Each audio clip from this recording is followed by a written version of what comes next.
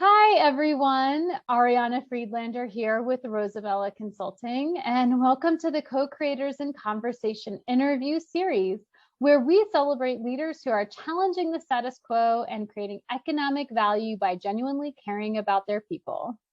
Right now, I am really excited to be speaking with Lindsay LaShell, marketing activist at Open Lines Marketing. Welcome, Lindsay. Thanks so much for joining us. Oh, you're so welcome. I'm really happy to be here.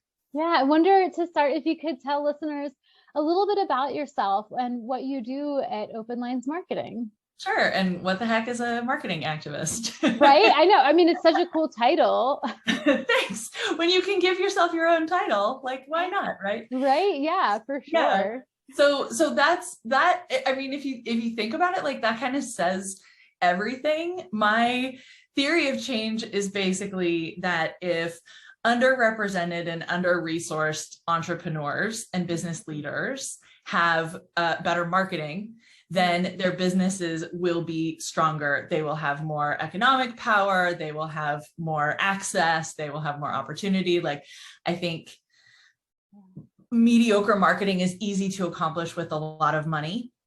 And most of the clients that I work with don't have a lot of money. And so what they need is a really smart strategy that's empathetic and really thoughtful about how efficient it is. And so that's what I do. But I do it with people whose success will actually make the world a better place. That's so awesome. And so I hear a little bit about what the marketing activist piece means and comes from is that helping people do good with the work they're doing. And also the fact that, as you said, it's, you can spend a lot of money on mediocre marketing. So it's kind of a twofold piece, if I'm hearing correctly. Yeah. For me, it's like, I want the organizations whose success matters to like have more opportunity. Right. And so let's save them from spending their money on mediocre marketing or not doing it at all, which is a super common thing for especially for like small and new entrepreneurs. Right. Mm-hmm. Yeah. Cause it feels so big and just insurmountable. You're not a marketer, right? Yeah. Like you started a business to do the thing that you signed up to do, that is your expertise, not because you wanted to be a marketer, but in those early days, that's kind of all that's available to you. And so, for me, the organizations I work with had incredible breadth of industry and founder, and I work with B Corps and nonprofits. And one of the things I say that if you're a Black woman and you're doing anything short of like selling guns or drilling for oil, your success makes the world a better place. And I want your business to grow and thrive. And how can I help? So. Right. Yeah. Well, and I think also to your point around like that marketing is just so confusing and overwhelming. And it's not, you're an entrepreneur, you're an expert in another area, not necessarily in marketing.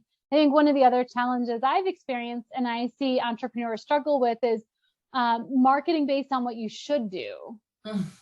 Instead of what you should do. Right, like that's so it's because you know what, it's so funny. I used to be a fourth grade teacher, and I used to say that it was so, for me personally, it was really offensive that people would homeschool their kids, because it's like you were in fourth grade. And so now all of a sudden you think that you are qualified to teach fourth grade. And those are really different skills. Completing fourth grade and teaching fourth grade are not the same. And this is how it is in marketing, right? Consuming social media, being a user on Facebook is not the same as knowing how to use it to convince your audience to take specific action. Like using these tools as a consumer versus using them as marketing. Like we don't talk enough about how complicated that is and how not obvious it is, and how entrepreneurs shouldn't feel like they need to do it all themselves, because right, it's like I understand the cost pressure obviously, but there's this whole other thing that's like, why would you be great at that? Like it's hard, Yeah. And also, should you be in every platform out there? Is that the best use of your time? Or understanding you're just doing it because you feel like that's what you see, or that's what people expect, or whatever. I do often free my clients from one or more social media channels where they feel, I literally 2 days ago had a conversation where they were like, I don't want to do Instagram. And I was like, don't do Instagram. Right. And she's like, but it's there. People find me there. And I'm like, okay, so here's what you do. You put together 9 tiles, right? of what do you want people to know about you? What are the calls to action? What do you need to confirm? And then leave them there and never change them, so that everybody who finds you on LinkedIn or on Instagram knows exactly where to go to get more information, exactly what you're trying to tell them, but you're just not active. You're not wasting your time there. And it was like, for her, it was like a revelation. Right. You'll see that on my Instagram. Like, I feel like that's brilliant. I need to make that the things I do on my Facebook page for my business, because Facebook isn't a place where my business connects with clients. And yet I have that presence. And so mine as well, at least keep it current in that way without it being current as a daily post. Yeah. No, my Facebook literally says, go find me on LinkedIn. Yeah, that's awesome. And so I'm curious, because you mentioned earlier that you used to be a fourth grade teacher and now you're a marketing entrepreneur. Like, how did that happen? Tell us a little bit about, connect the dots. Because I also, imagine that there's a lot of people that are in teaching, love teachers, don't want you all to quit. However, know that some teachers need to realign and readjust with the expectations and pressure and stress being put onto them. So tell us that story. How did you go from fourth grade teacher to marketing activist? Yeah. So there's like a prologue, right? I finished college in the Bay Area in the late 90s. So it was like the first .com bubble. So even though I had an anthropology degree, I went to work for a bunch of startups. And because I was a woman with an anthropology degree, I got stuck on accounting and administration and marketing. And so that was sort of like my such an undervalue of your skills. I mean, let's be fair. Like, anthropology doesn't really equip you for a professional track, right? That's not really what it's for. But I loved it, and I learned a ton, and I feel like it gave me a really strong background for what I do today, but obviously not a professional track. So I did all that stuff. And then got super disillusioned. It was just like a bunch of rich white guys like moving around other rich white guys' money. And it just didn't feel smart, and it didn't feel productive. And that, that was in 1999, 2000. Now we know for sure that was true, but at the time. Right. And so I got super idealistic, and I lived in the East Bay. And so I decided I wanted to be an elementary school teacher in Oakland Unified. And I did that. It was really hard. It was really rewarding, but really, really tough. Like many teachers, I burned out. Like, took me about 5 years before I was like, nope, I need something else now. And so a serial entrepreneur that I had worked with in the first round recruited me back out. And he said, I'll teach you everything you need to know. You can work from any internet connection on the planet, and I'll double your salary. And I was like, who says no to that? I've got student loans, I've got all this other stuff.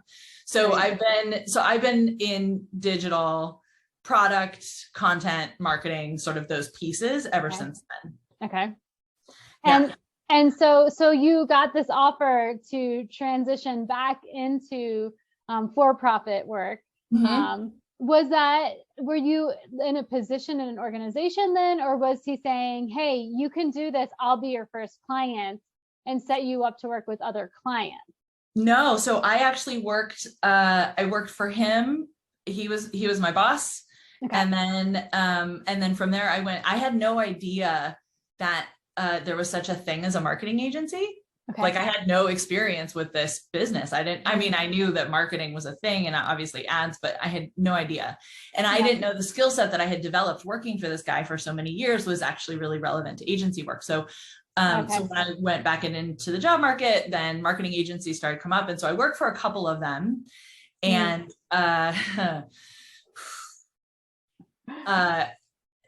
two in a row were really sort of toxic places for me. Okay. And so the last job I had was a really, really tough spot, because I had done all of the things that people counsel you to do in order to like be clear about your path, right? How many years of experience do I have to get a director title? And how does my salary compare to other people in the organization with my level of experience, and all these things? It was like, I couldn't move anywhere. It finally got to the point where my boss, who was the owner of the agency, said, you're a rabble rouser. You're never going to have more control or more power in this agency than you have right now. I'm never going to let you hire a team. I'm never like, I was pitching him. I wanted to grow the content marketing. That was like a service that we didn't offer. And I wanted to establish it and grow it. And I was like, I had this plan. And he was like, he just straight up said no. And I was in a tough spot. Like so it was bad, good. I mean, retrospect, etc.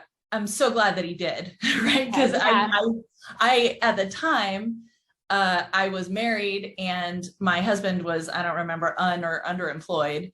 And so I was the breadwinner. And so I felt this great pressure. I kept looking for other jobs. I couldn't find one. This guy wasn't giving me the opportunities that my work would have justified. And so it was just like, I just felt super stuck. And so I finally gave up. I took out a loan that was secured against my like 5-year-old Toyota.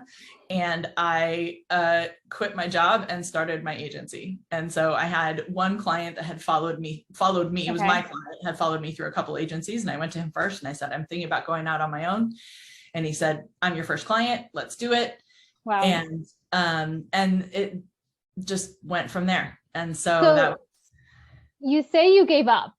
Yeah. What does that mean? Like, because it doesn't seem like giving up to me. Describing that. I know. But clearly there's something going on with your own thought process and feelings at the time that equated your decision, your choices to giving up. So explain that to listeners, because I think that bringing us back into that time and that mindset is so helpful to be able to understand. I think I gave up trying to make all of these other things work. Like I was like this. I was taking anxiety meds to get through my work day. Wow. I was taking other like antidepressants to be able to sleep at night. I was a mess. And I genuinely would not have started my agency if I thought that I had any other option. Right. And so when I say I gave up, like it felt like I gave up trying all of these other things. And I was just like, fine, I'm going to do it myself. Okay. So it sounds like what you're describing is you gave up trying to be kind of in the perfect image of what others are expecting, what the professional track is, what the things you are supposed to do, you should do to experience this kind of growth trajectory and opportunity. You just kind of gave up on that. Like, if I do this, I'll get that as an employee. Exactly. Yeah. I didn't have a version of myself that was an entrepreneur. Yeah. I didn't have a version of myself. Like I knew I was like super capable. I knew I was super talented. Like I don't lack confidence. I just didn't have a vision for what it would look like for me to do it on my own. And it didn't matter by the time I got there. Like I didn't care about that vision. It wasn't why I was there. I was like, I need to survive. I need to be a happier person. I need to make money. I need to like have a life. Right. And this seemed like the easiest way to do it. And ever since then, I've insisted like entrepreneurship sucks. It's not easy, but for me personally, and especially for me in that time, it was what I had to do. Right. And it's so interesting hearing you explain where you were at and how you came about making that decision, and and the way that it feels like it was giving up. And another way that some people might look at it is reclaiming control, and saying, okay, I've done all the things you told me I should do to be successful in this industry, to have opportunity, to advance, and none of it has worked out the way that I was promised it would. And so instead of following your like really ineffective game plan, I'm going to claim control over what I can and do my own thing, because then at least I'm calling the shots. I'm the one that, is able to decide things on a day-to-day basis. And I know for myself, when you're an entrepreneur, when you're an employee, like you can get mad at the boss, or you can get mad at coworkers, you can get mad at other people's decisions and how they impact you. But when you're an entrepreneur and you're doing your own thing, the buck stops with you. And so if you're not happy about the way things are going, there's one person that, has to answer to that, and that's yourself. Yeah. And that can be hard and great. Yeah. And one thing, I mean, I'm pretty quick to correct people who sort of assign strength to me in that moment, right? Like people just assume, because they meet me now and I love my work and I'm obsessed with the work that I do. And I won't shut up about it. Like, you know, and so people assume that when I became an entrepreneur, it was from a position of strength. It was because, as many entrepreneurs do, that's certainly the American sort of myth around entrepreneurship, right? It's like, go out and do it on your own. And I'm like, no, you don't understand. Like I was in survival mode. This was a move. This was like self-preservation. There was no strength. I mean, some strength in it, but like, it didn't feel like it was coming from strength. Right. It didn't feel like a position of power. Not at all. Not at all. And I think that that's actually very relatable. I know from my own experience starting my business, it was in response to all of these failures, all of these things that I should do not going the way they were supposed to, and me saying, okay, well, if I can't make it to, you know, succeed in this game playing by other people's rules, then I guess I just have to play by my own. Yeah. And like it kind of feeling a little bit like I was resigning to that, but also like feeling a little empowered by it or invigorated by it while also feeling scared. You know, it's like all the feelings at once. Yeah. Right. So when you started as an entrepreneur, you were a little bit reluctant, as you've said to me in the past, and you built out a firm, but you're not operating in that kind of model now. Yeah, that's right. So walk us through that transition. Like you built this firm, it was really successful. Why don't you still have a firm? Well, there are many reasons. When I started, so the agency was called Diamond and Branch Marketing Group. And it was super intentional. Part of my vision for it was that I was going to build a team. And so from the beginning, I was working with freelancers, with like young people and old coworkers. And right, I was always about that. And I wouldn't shut up about it. Like, honestly, my friends want to make fun of me. They'd be like, oh, I'm Lindsay, I'm a job creator, right? Like that, like that's actually where I was at. Like, and I still believe very much in how much good comes from giving people opportunities, right? But not everything is in my control. And I had built the agency up. It was as big as it had ever been, like almost, I think, 10 full-time employees in the fall of 2019. And then the wheels just started to come off. And I had this moment where I sat myself down and I was like, okay, there's going to be some reinvention here. And obviously, like September 2019, I had no idea what was coming, right? But like, you didn't know the level of reinvention for everyone. Yeah, I didn't know how much of this was going to be taken completely out of my hands, right?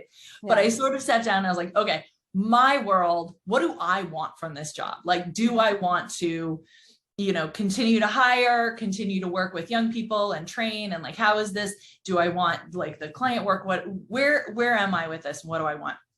And I was working with a coach at the time, Tara Nicole Kirk. If anybody knows her, doesn't know her, she's amazing. I love her. And I said, I want what she has. I want to teach. I want to speak. I want to write.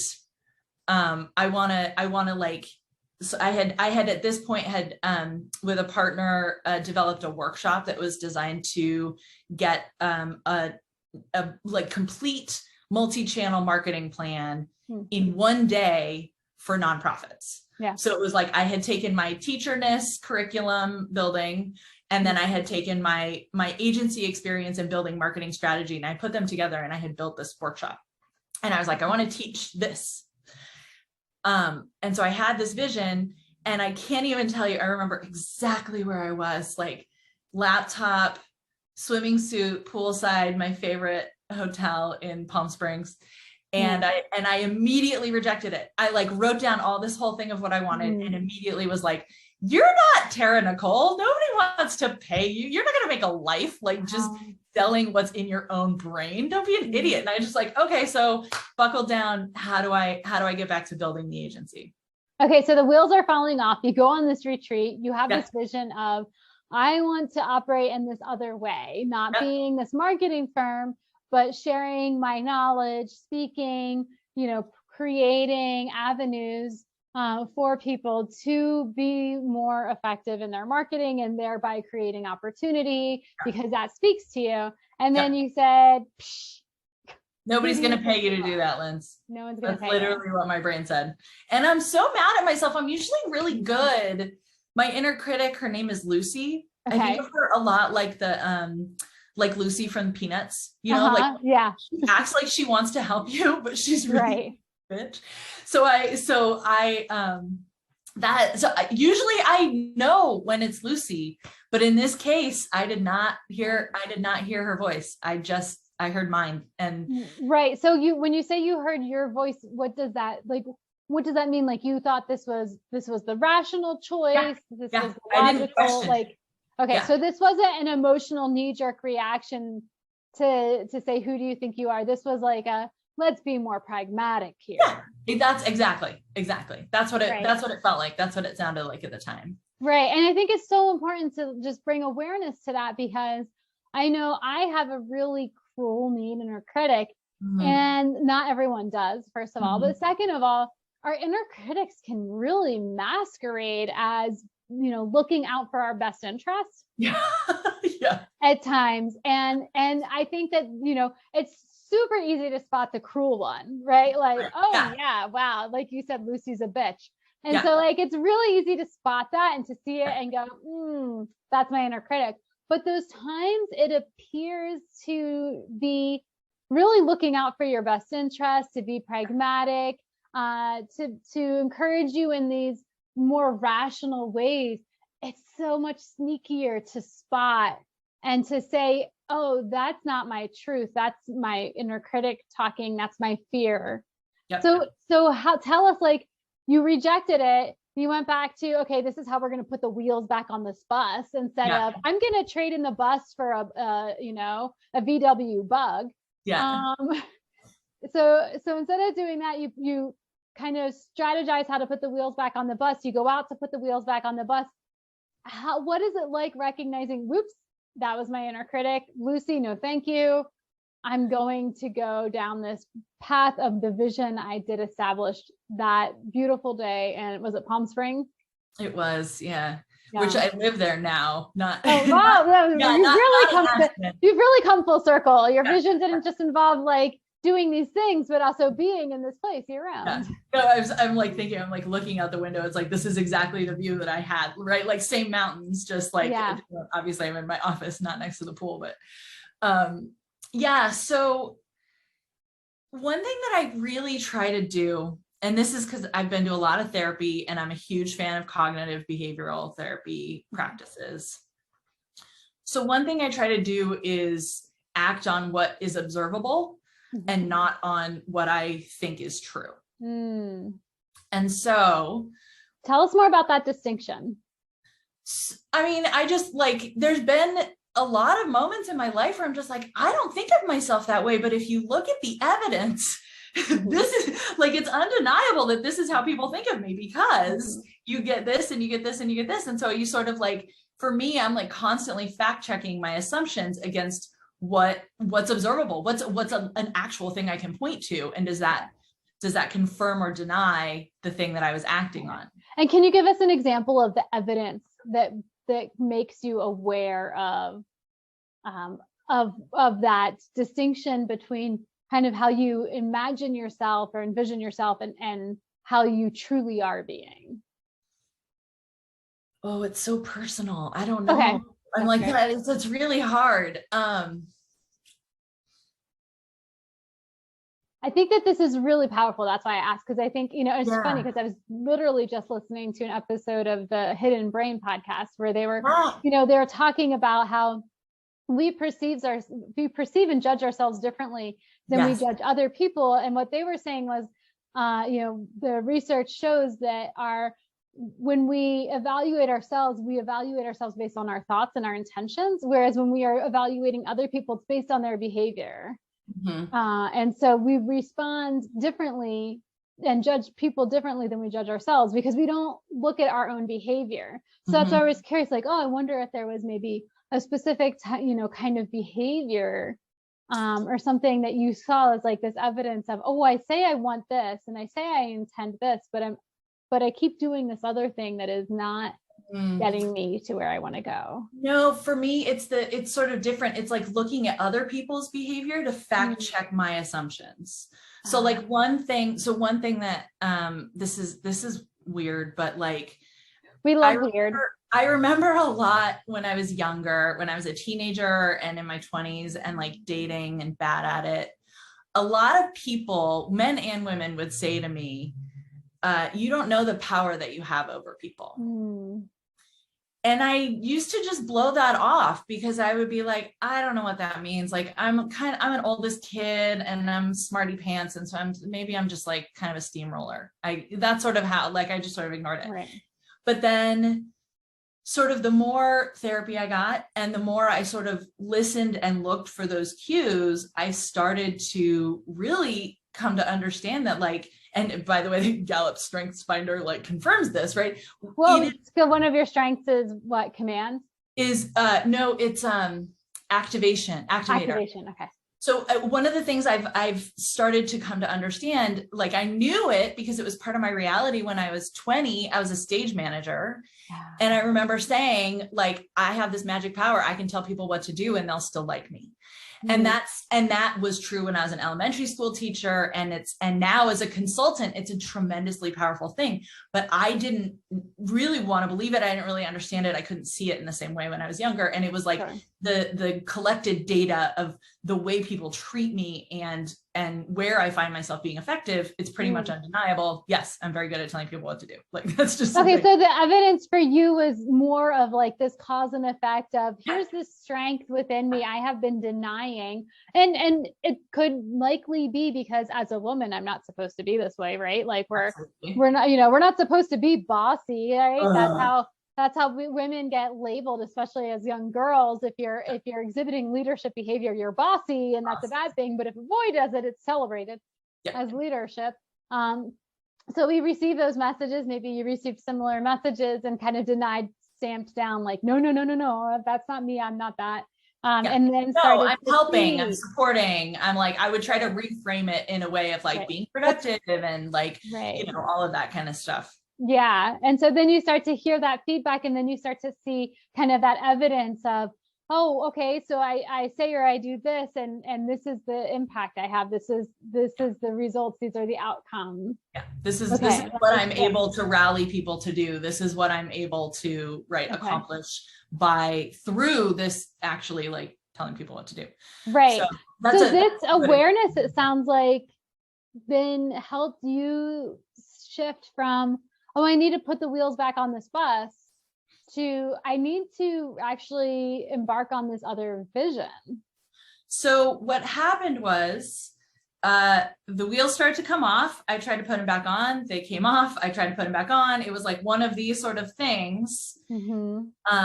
When the pandemic hit, we had a bunch of hospitality clients. And so we lost 80% of our monthly recurring revenue from February to April. And I, at that point, had this thing in my head of what I had told myself I wanted in September, right? And so I basically, in that moment, decided I'm gonna fact check this. Like, I was sort of, again, like the agency was in survival mode. I was collecting unemployment so that I could keep my team on 50% so they wouldn't lose their health insurance. Like, it was just like, it was like before the PPP loans, and frankly, those were good and I redistributed them, but like, they're not that useful when you're in a service industry because they don't bring the clients back. So, for me, it was a stopgap. Right. Yeah. It just kind of prolonged the edge. The edge was like 20 feet further.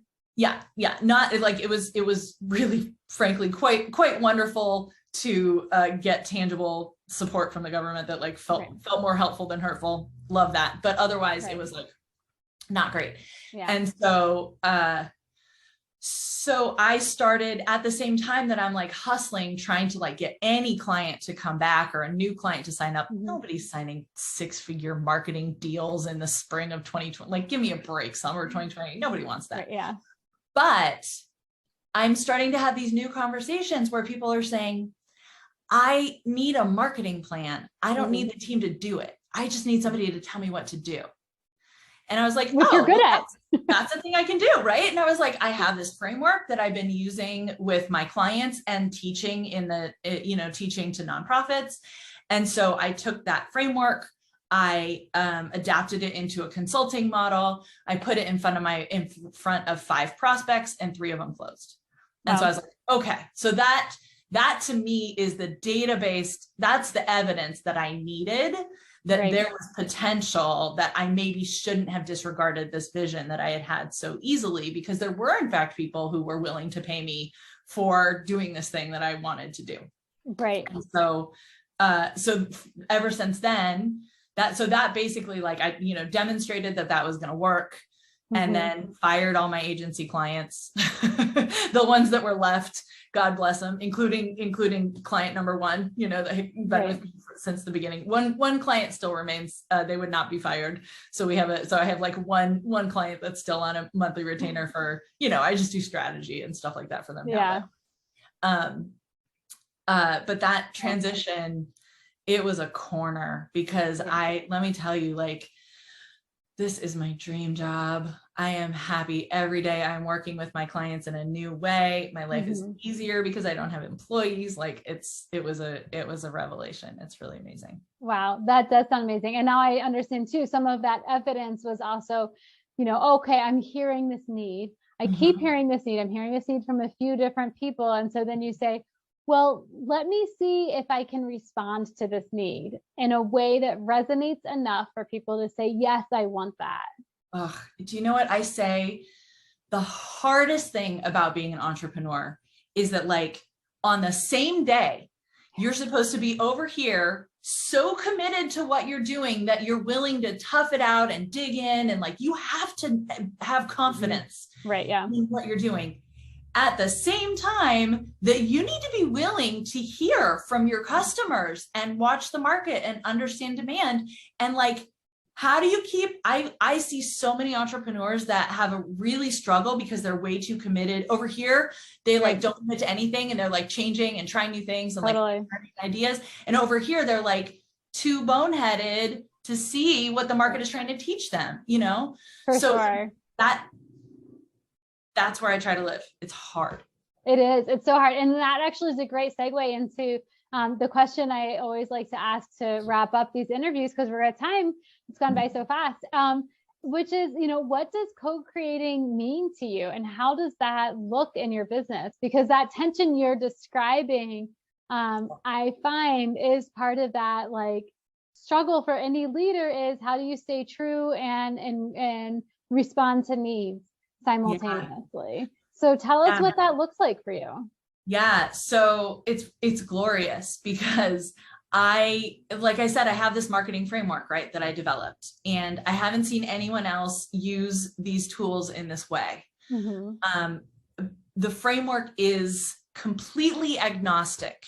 It does not care who your audience is. It doesn't care what your model is, B2B, nonprofit, B2C, products, consulting, like, doesn't matter.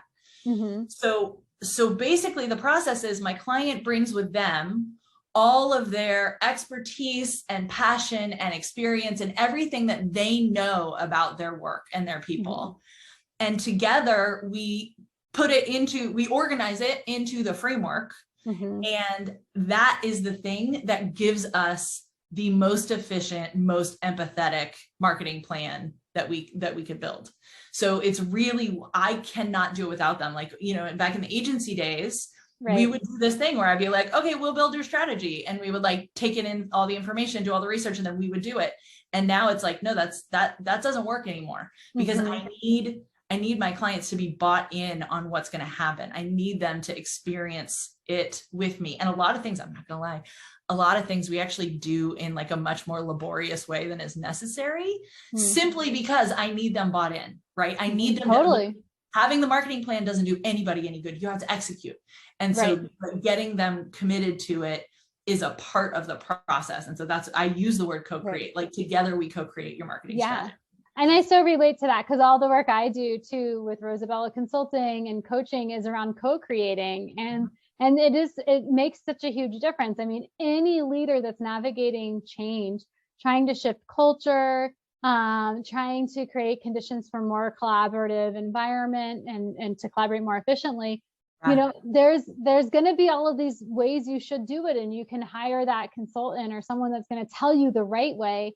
But if you're not bought in, if you don't have that buy-in, and especially if you don't have that buy-in among people on the team that are the skeptics, right, that are resisting, you know, this shift, this growth, this change, then you're going to spend all of this money on something that's going to be an expensive dust collector instead of something that is really going to catalyze action in the growth and in the direction you want to go. And it sounds like that's your experience. You have that background in working in agencies, and like it's a we'll do it all for you approach. And yeah, it is so hard to get the buy-in because you're not part of that process of creating the strategy and creating the plan. And now it sounds like you're in this other space where, you know, I will walk with you and I have these great tools and these, you know, great practices in this framework, and you know your stuff, and then together the sum is greater than the whole of its parts. And the best part is you're going to leave with something you actually are going to execute on. Yeah. And it's funny because it takes two really different forms depending on the organization, right? If you're a solo entrepreneur or like a new or inexperienced business, then it's like, I'm just going to give you a plan that you feel good about, that you know what to say yes to and what to say no to, and you can execute it. And that's awesome. Right. If you're an organization that has like maybe a bunch of different people contributing to your marketing, right? Nonprofits, like my marketing strategy, the framework basically becomes like a consensus builder, which is like, that's all they're trying to do. Right. And so we get everybody on the same page because we got there together, and then executing it is much easier. So it's really exciting to see just how really useful this thing can be. So powerful. And I so relate to that because that is true. Like when you have those processes that can be the consensus builder, then again, you have that buy-in, you have that support, you have that shared commitment. Yeah. And you need that, especially in organizations like nonprofits where there are teams and people that have a great sense of passion, a great sense of commitment to the mission. And that can easily turn into this addiction to being right, out of this belief that I know best. And not that there's a selfishness that is driving that. It's really that, oh my gosh, I know what's best and I want to support what's best. But really, we all just know a piece, a sliver. Yeah. And you know, the consensus building culture, especially, you know, in nonprofits, is like that holds a lot of organizations back. Right. And so, because they get more caught up in getting everybody on the same page instead of in saying, oh, you're the communications expert. You figure out how it should be communicated, right? Instead, there's like this idea that everybody should be on board with everything, right? And it becomes really wasteful, and it creates a lot of mediocre marketing, frankly. And so, you know, so to me, it's just a service to be able to proactively say, this is the consensus, right? And then I work with a nonprofit client who the last time I met with them in my support calls, they literally said, you're always present in our work. And we ask ourselves all the time, what would Lindsay do? And I'm just like, oh, cool. Like that's the best. Right. That is the best. That's such a great compliment. And it's true. Yeah. The other flip side of a consensus culture is that all talk and no action. And so how do you bridge that? How do you create that sense of camaraderie without just always circling around things, but never getting to that point where you're actually making forward progress? The ideas are turning into concrete actions. Brilliant. I feel like we could talk about this forever, and we are at time. And I want to make sure that listeners that want to follow up with you know the best way to get in touch with you. So tell us how people can connect with you. So my website is at open-lines.co. Please sign up for the monthly newsletter or like go get some, you know, free help or whatever. But I'm really, LinkedIn is where it's at for me. So if you can just, you know, search Lindsay LaShell on LinkedIn, and there's no one else like me doing what I'm doing. So it's pretty easy to find me. Awesome. Yeah. And we'll of course include those links in the show notes as well, so people can access those easily. And I want to thank you, Lindsay, for taking the time to share your story. It's been so great to connect with you. And I'm sure there's so many tidbits that listeners are probably pondering right now. So thank you so much for sharing with us. Absolutely. Thanks for having me. Yeah, and thank you to our listeners for joining us for today's episode. I do encourage you to reflect on what you've heard and identify just one thing, one idea, one insight that you can act upon that maybe is a sense of inspiration or just gives you a different way of looking and approaching what you're doing, and to experiment with it. Try it out for a week, see what you can do, and talk to a friend about it so you have support along the journey. Because we're here to really catalyze that kind of growth at Co-Creators in Conversation. And if you want more episodes, you can check us out on rosabellaconsulting.com. You can subscribe there or on YouTube, and make sure you don't miss future episodes. So thanks to our listeners as well. And thank you, Lindsay. Thanks so much.